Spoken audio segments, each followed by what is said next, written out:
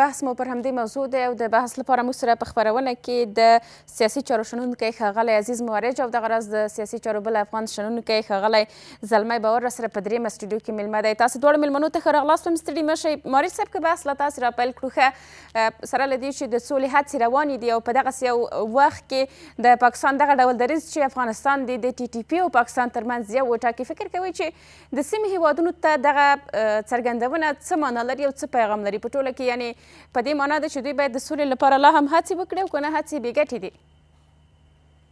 مننه. زه لومړی تاسو قدرمنو تخنیکي همکارانو ګران میلمه او لیدونکو او لیدونکو ته سلامونه او احترامات وړاندې کوم. ګورئ، پاکستان دا پلمې کوي، دې باندې موږ بارها بحث کړی ده، ټول خلک په دې باندې پوهېږي. دغه لوبه دا پیل کړې ده، دا د پروژه ده، په خپله پالیسي ده، پروژه یې له غربي نړۍ نه اخیستې ده، غواړي دا سیمه نارامه کړي، غواړي دلته د جګړې د ځان لپاره جګړې دروازه خلاصه کړي، ځکه په جنګ او جګړه او په ناامنۍ کې د دوی ګټه ده. ټي ټي پي خپله پاکستان جوړ کړي، د پاکستان د آی اس آی د لاس حاله ده. د 2009 کال را دې خواته خپله پاکستان دغه ټي ټي پي په ډول ډول کافزار استفاده کړې ده. په هغه وختو کې چې دلته جمهوریت ټي ټي پي افغانستان ته رالېږل، دوی په خپله دې جنه به شکایت و چې تا ټي ټي پي راځي، دوی به په دې باندې سر نه ګراوه.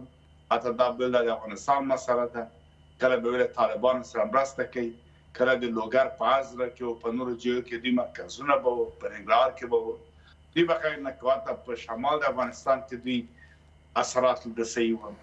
علاوه دغه نه چې اوس چې په افغانستان کې امن ده، امنیت ده، یو لاس ده، ټي ټي پي اثر لیدل کېږي نه. د اول ټي ټي پي ټول شمېره له 2000 تر 15000 زیاته نه ده. دراله کې 225 میلیونه د پاکستان نفوس ده. دا یو ډرامه او لوبه دوی جوړه کړې ده. کله د سولې خبره سي، د مذاکرې هلته بیا نو په شا سي، داسې شرایط باندې کوي چې هغه اصلا په افغانستان اړه نه لري، معقول نه دي، مشروعیت نه لري. نو بنان هلته هغه تحریم کړي. د دې لپاره چې یو فضا په افغانستان کې یو بېثباتي دلته منځته راسي او نړۍ ته، غربي نړۍ ته زمینه مساعد ده کې چې لاس ونه کړي. خپله پاکستان ورته ګورو چې یو تولیدي او صنعتي او هېواد نه ده، لویې فابریکې نه لري، نفوس یې نسبت له جغرافیې نه زیات ده. نو د بقا په همیشه په جګړه کې ده، په همدې جګړه کې دوی معیشت ده، جنرالان یې، پوځیان یې پیسې اخلي.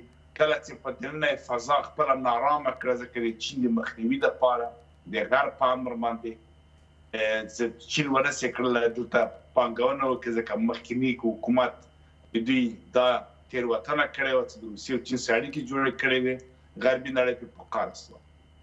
د دې خواته بیا نو برحقه ازادي غوښتونکي مبارزین پښتانه بلوڅان راپورته شول، سیندیان هم راپورته شول، ناامني هم منځته راغله. د دې لپاره دغه ناامنۍ ادرس بدل کړي، د خلکو ذهن بلې خواته کړي. دلته په افغانستان حملې پیل کړلې او ټي ټي پي مسایل وړاندې کړې ده. افغان تارې په ډیورن فرضي کرښه باندې وتړه د امریکا په پیسو، دواړه غاړو ته سپایان ناست. نو ټي ټي پي څنګه راځي تا له خاورې نه؟ دا چې افغانستان ته ټي ټي پي راځي، پاکستان مسؤل دی. پاکستان په خپله په دې کې مسؤلیت لري چې د ټي ټي پي ولې افغانستان ته راځي. باید برعکس افغانستان برآمد کړي چې ولې ټي ټي پي هلته شته، یا ولې دا ټي ټي پي تګ راتګ کوي. تورستي ډلې خو تاسو په هېواد کې د همداود داعش مشران په کراچۍ په اسماعیل خان دره کې، در اسماعیل خان کې مړه کېږي، تاسو وزنئ. اسامه بن لادن د تا په خاوره کې مړ شو. دغه اوس ټوله نړۍ وایي چې ته په امریکا تورستان روزې ملاتړ یې کوې، تا په خاوره کې وي، بیا ته راځې بیا نور هېوادونو ته پونه لګوې.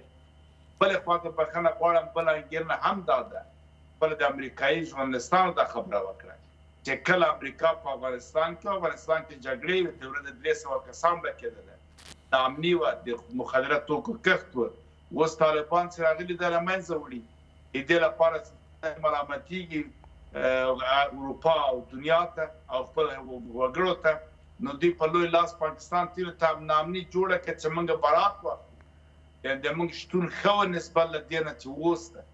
دوی دغه معصومې او سیاستونه غلط کړي و د هغه لپاره د خپلو تېروتنو قیمت ورکړي. ډېره مننه ماجد صاحب، تاسو ته د بحث لپاره راګرځو. باور صاحب، کله تاسې وپوښتم ښه کابل لا هم خپلې ډیپلوماټیکې دروازې پرانیستې دي، خو اسلام آباد بیا پر دغه چاره باندې یا په ټوله کې په ډیپلوماټیکو ډیپلوماسۍ باندې اړیکې باور دوی نه لري. فکر کوئ چې دغه دوه متضاد دریځونه څنګه یو ځای کیدی شي؟ ممکن دي چې دغه دوه متضاد دریځونه یو ځای او بالاخره د څلورو تیرو بې پایلو مذاکراتو په څیر بیا یو ځل که مذاکرات ترسره کیږي هغسې بې پایلې نه وي؟ سلامونه تاسو ته، ستاسو تخنیکي همکارانو ته او د بحث ګډونوالو ته السلام علیکم ورحمت الله وبرکاتو.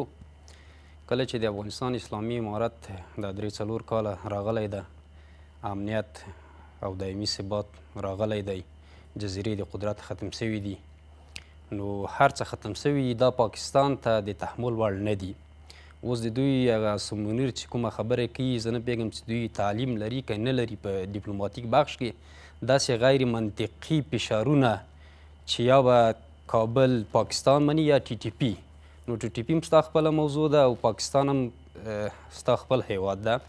دا د افغانستان ملي حاکمیت باندې تیری کول دي چې دوی وایي یا باید ټي ټي پي انتخاب کړه یا کابل. نو افغانستان هیواد یو خپلواک هیواد دی او مسؤل دولت دی چې د هیڅ ګاونډي د فشارونو په وجه خپل تصمیمونه نه نیسي، او په دې 3-4 کالو کې د افغانستان اسلامي امارت دا ثابته کړې چې دا خاوره د هیڅ چا په ضد باندې نه استفاده سوې، نه به استفاده کیږي او نه به وشي، او نه له کوم ډول څخه ملاتړ کوي. نو همیشه یې د ګاونډیانو امنیت ته احترام کړی دی او متقابل د افغانستان اسلامي امارت د افغانستان حکومت دا غوښتي دي چې د افغانستان ملي حاکمیت د افغانستان د خلکو ارادې ته همیشه درناوی ولري.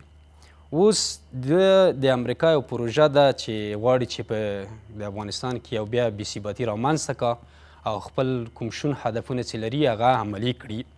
اول د پاکستان هدف دا ده چې له دغه غیر منطقي فشارونه چې هیڅ منطق قبلوي نه، چې خپل نفوذ پراخ کړه په افغانستان کې، یا افغانستان کې خپل نفوذ پراخ کړه او د دوی په نفع کار وکړه.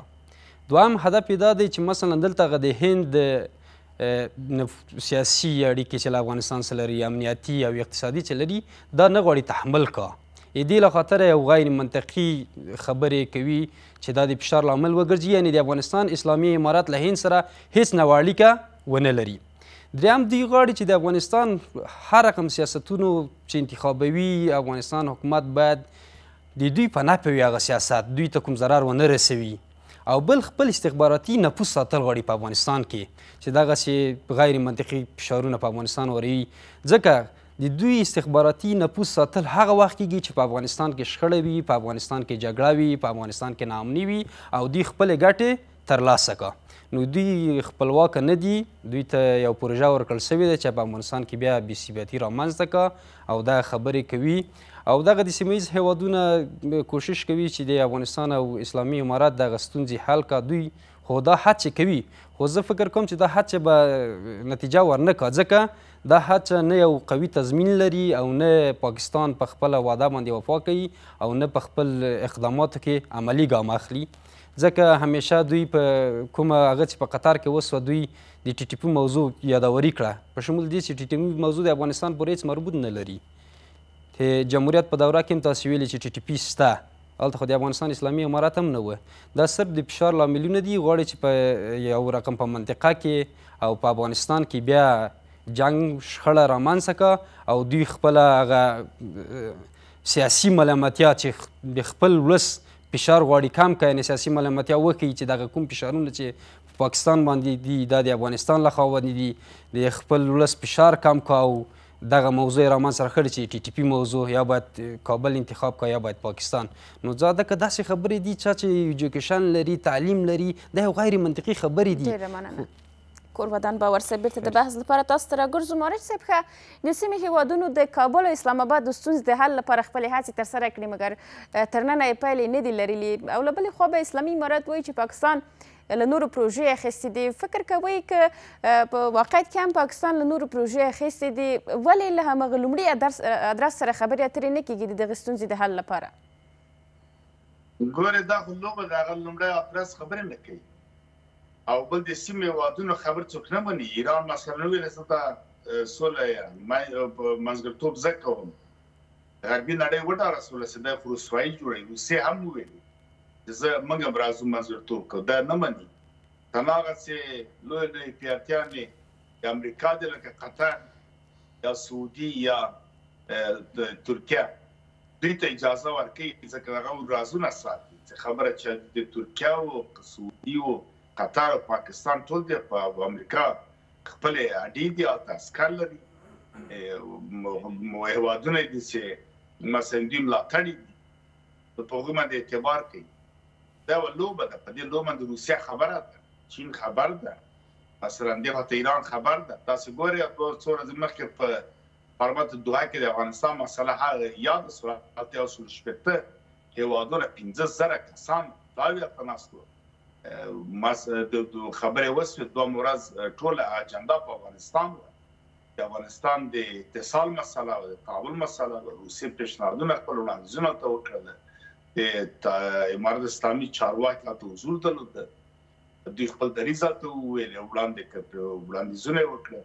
باندې چا په سر ونه کړه، خبرې کوي یا ماسي خبرې کوي، شعار نه ورکوي، وایي مانسنه پوتین په هند کې واضح پیغام ورکړ نړۍ ته، ویستایل اوسنی افغانستان حکومت ویل چې دوی کامیاب دي، موفق دي، دوی مخدرات توکي له منځه وړي دي، امنیت راوستلی دی، داعش مخه نیولې دی واقعیت ته، او هېوادو ته یې ویل خصوصا د سیمې هېوادو ته که تاسو غواړئ ګټه پورته کړئ خپلو هېواد دپاره، دوی سره اړیکه جوړه کړي، باره چا هغه ونه کړل. مارج صاحب خبرو ته مو راګرځو، یوه دمه لرو. بله یوه دمه لرو. درنو لیدونکو ثمرګرځو یوې لنډې دمې ته له دمې وروسته د بحث دوام ته راګرځو.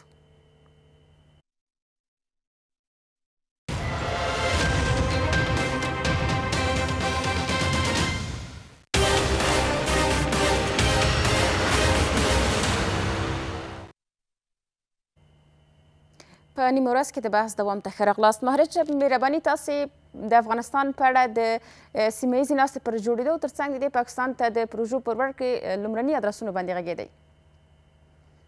بالکل 2 ورځې مخکې بیا د امنیت شورا یوه غونډه هم وه، دوی مغزه چې افغانستان باندې بحث وکړي، هلته د دوی د شورا امنیت غونډې خو اکثره مهمې هم دي، مګر موږ چې ګورو باوجود چې ملګرو ملتونو سازمان یو نړیوال سازمان ده، اما دا خپله د اثر د غربي نړۍ لاندې ده، کوئی کومه پروژه ورکړي دوی کار کولی شي، او که نه بغیر هغه نه یو عادي مسله کې چې غیر فایده یې ګټې په دې کې بیا هغه مسله ډېر عملي جنبه پیدا کړي، مهمه شي، اما نور درېیمه نړۍ هېوادونه که تباه کېږي، بربادېږي، که هر څه مشکل ورته جوړېږي، بیا دوی په دې باندې بېاعتنایي کوي، ځکه د دوی ګټه په هغه کې نه وي.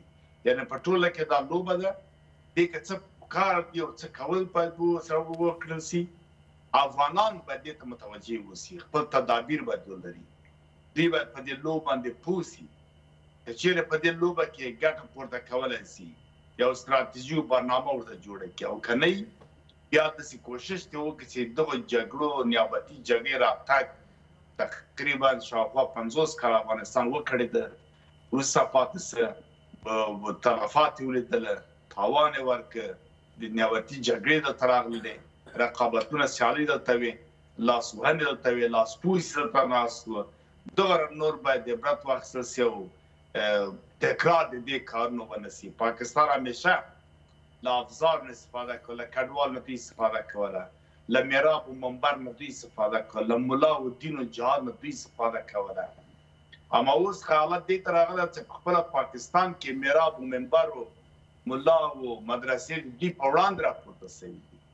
بل خطر دا کوي چې خپله دوی پوځیان پنجابیان دوی همیشه روحیه اسلامي ورکړې وه، هغوی د افغانستان په وړاندې نه جنګېږي، وایي دلته اسلامي ملک ده، له هند سره په مفکوره دوی سره وه، وایي هندو د مسلمان جګړه ده. دلته هم دوی په خپله سیاستونو کې وروسته ناکام شوي تقریبا بېرته پاتې دي.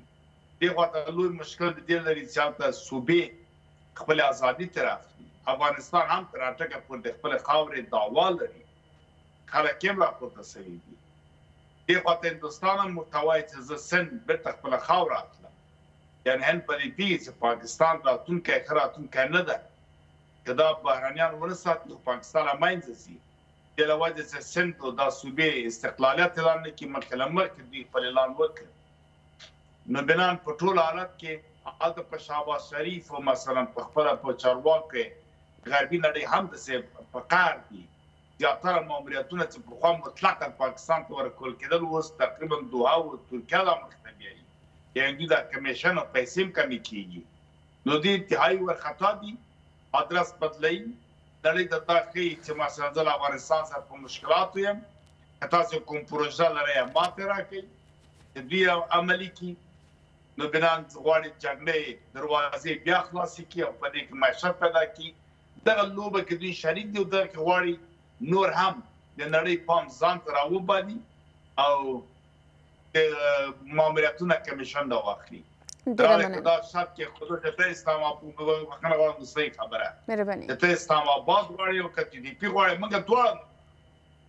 اوس په مشکلات کې ته په ساره کله چې تا لاره باندې کړو خپل ورخته موږ پینځوي وادو سره پولیس شریک کړو چابهار تر هندستان پورې هوایي اوس په کلی تجارت هم روان ده خو تا دا غلطي وکړه اوس چې کچیر لاره خلاصيږي تضمین سره د افغان تاجرانو هغه مال چې تا ته د مرچو مالیه او ټاکس به بند کړی ده یا د خراب کېدو ټول تاوان به په بشپړه توګه دی ورکړي دا د سنې له قانون 1999 کال چې لارې بندې کړې د افغان کډوال لارې ودرولې بیا دومره مالیه پرې اچولې وه چې سوداګر دې ته اړ شو چې هغه خپل مال دې ته پرېږدي دا تکرار بیا له سره دوی نه کوي د امني په افغانستان کې به نور پخوا خو دلته به لاسپوڅي وه هم د ایران به وه هم د دوی د پاکستان وه هغه افغاني ډلې او افغاني ډلې به هم دلته وې هغوی چې روزل سوي وه دلته رالېږلي وه نو اوس خدای دې ته هم حق پاک ده دلته خو د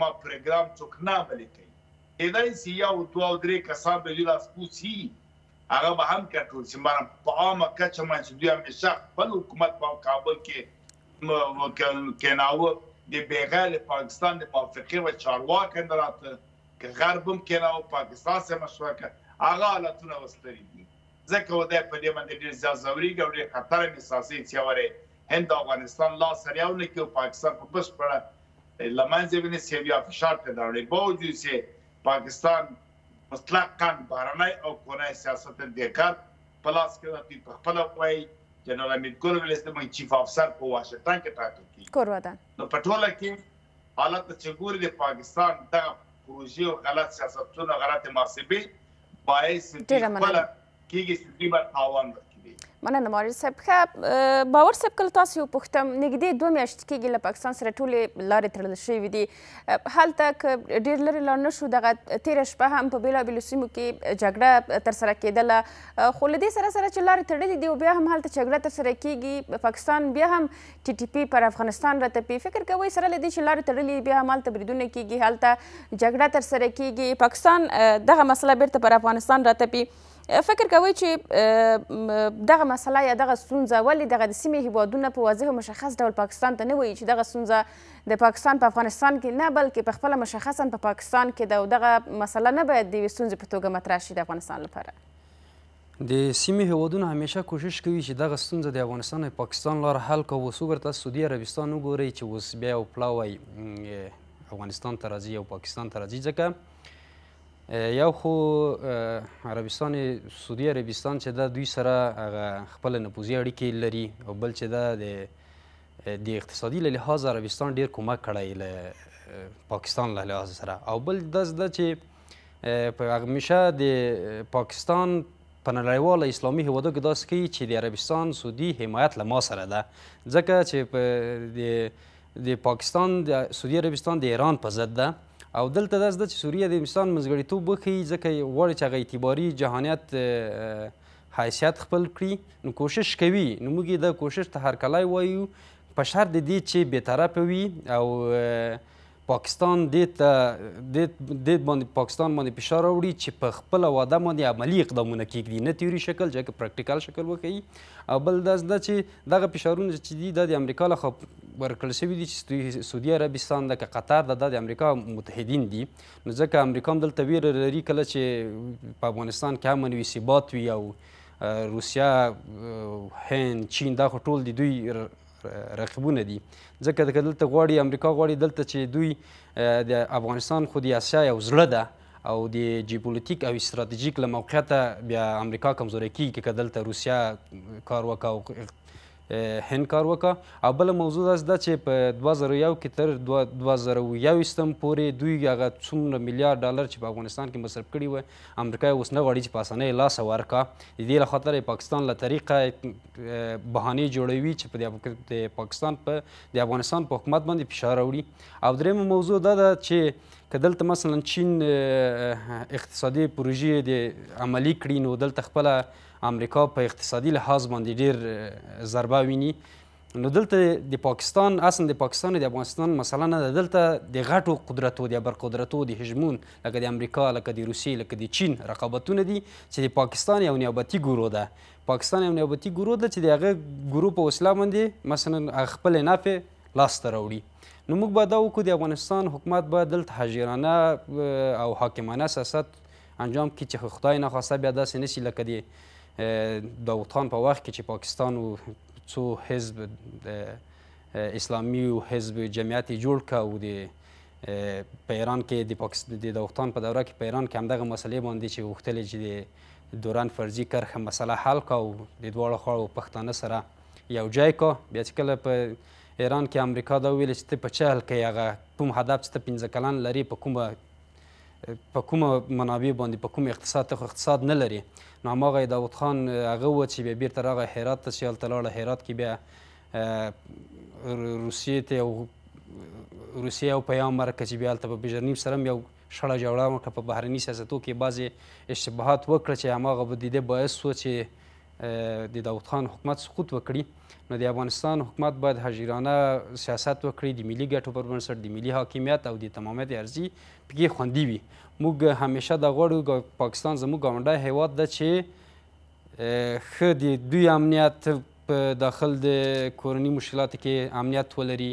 یعنی ټي ټي پي د دوی خپله موضوع ده، موږ هم نه غواړو چې د دوی حکومت ناامنه وي ځکه ټي ټي پي د دوی خپله موضوع ده باید خپله حل کړه. دا د افغانستان حکومت پورې مربوط نه کیږي او نه کیږي ځکه دوی خو اتومي اسلحه لري ماشاءالله 15 نمبر اردو لري استخبارات غړي لري. نو ټي ټي پي موضوع ولې دوی نشي لري ځکه دا یو بهانه ده، دا یو پروژه ده چې د غرب لخوا ورکړل شوې ده چې د افغانستان حکومت بېثباتي راوړي، په افغانستان کې خپل استخباراتي نفوذ ولري، په افغانستان کې بیا جګړه او شخړه منځته راولي او له هرې لارې دوی استفاده کوي چې په افغانستان دا ومني.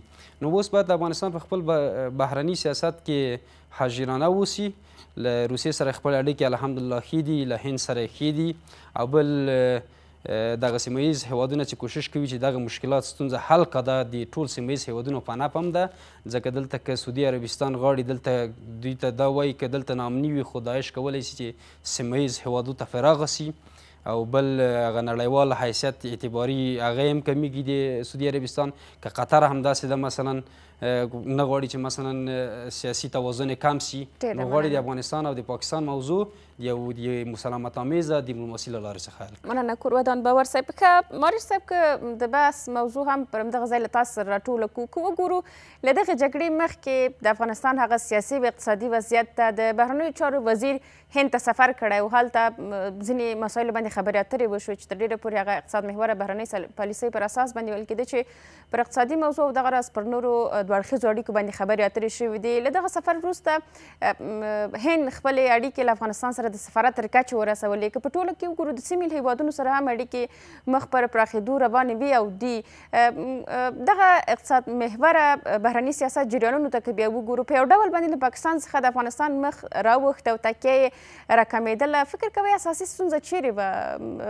هند یې بلئ که دغه د افغانستان سیاسي ثبات یې بلئ او که په ټوله کې د پاکستان ځینې موخې چې غواړي دغه جګړه پراخه کړي او ډیپلوماسۍ ته مخ نه کوي مذاکرات هم بې پایلې پای ته رسیږي؟ زه ګمان کوم د هند مسله د اقتصاد مسله نورې ځکه د پاکستان جوړښت چې جوړ شوی په 1940 کال دغه تقریبا 88 کاله دا بل چا جوړ کړی خپل پروژو دپاره.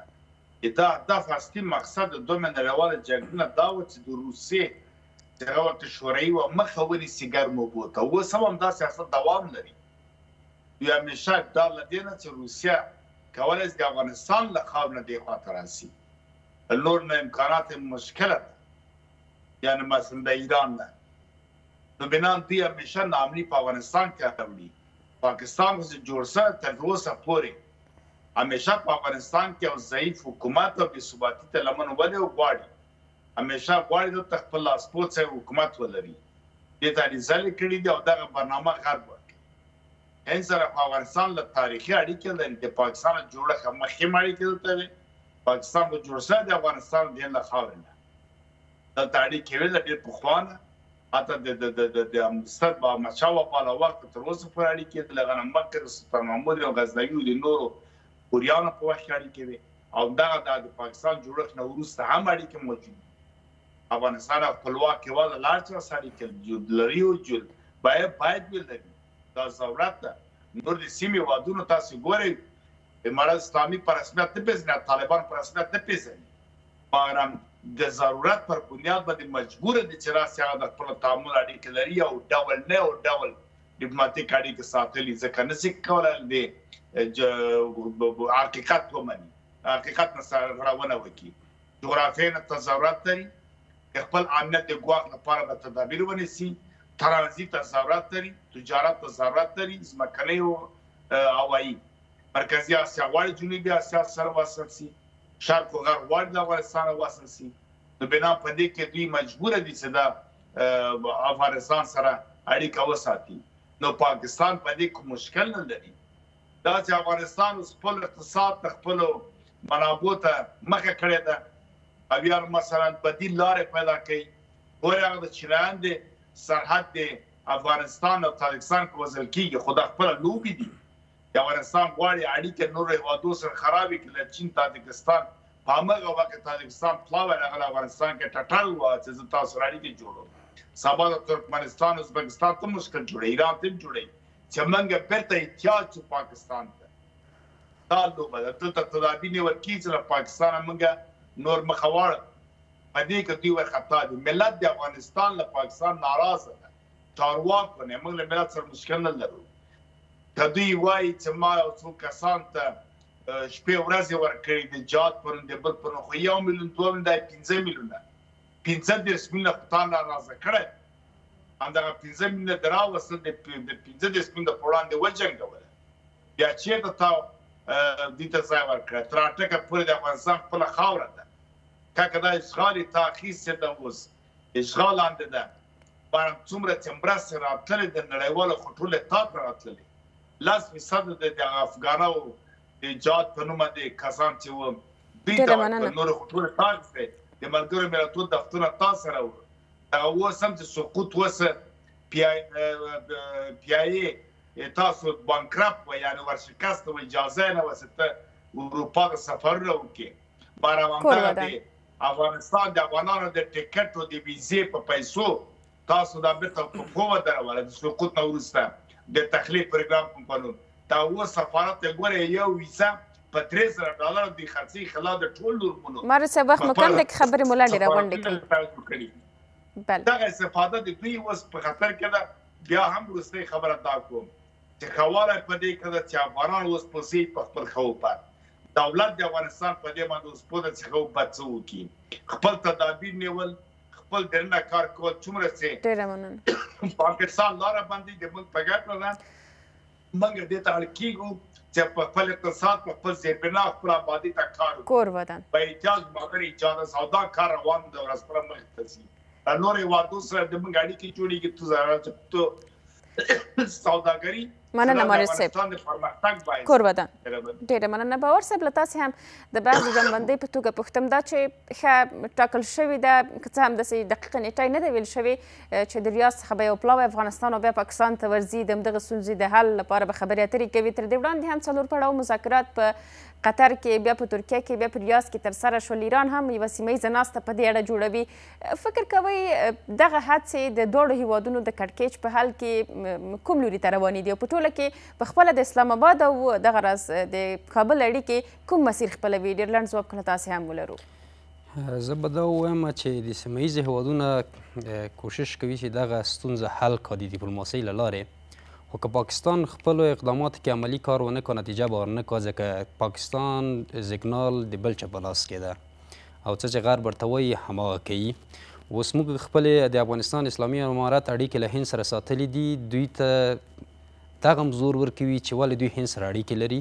نو ته به له هند سره په تاریخي یا د کشمیر په مسله چې په 1965 یا 1901 کې چې تا بنګلادیش له لاسه ورکړه یا به سیاسي هویتي جغرافیایي مشکل به لري هغه به یې تا خپله موضوع وي.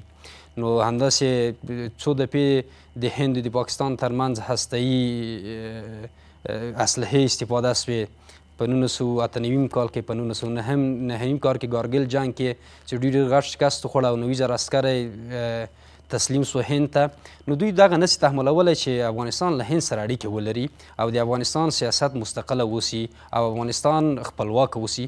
دوی غواړي که هند سره دوی بهرني سیاست جوړوي که نور سیمه ییز هیوادو سره جوړوي که نړیوال سره جوړوي باید د پاکستان په خوښه وي او پاکستان چې څه وایي هغه افغانستان به ونی. خو زه دا وایم چې اوس هغه افغانستان نه ده چې تا مخکې ورته فکر کړی و چې تا لاس پوڅي به دلته څه به چې تا ویل هماغه به انجامېدل.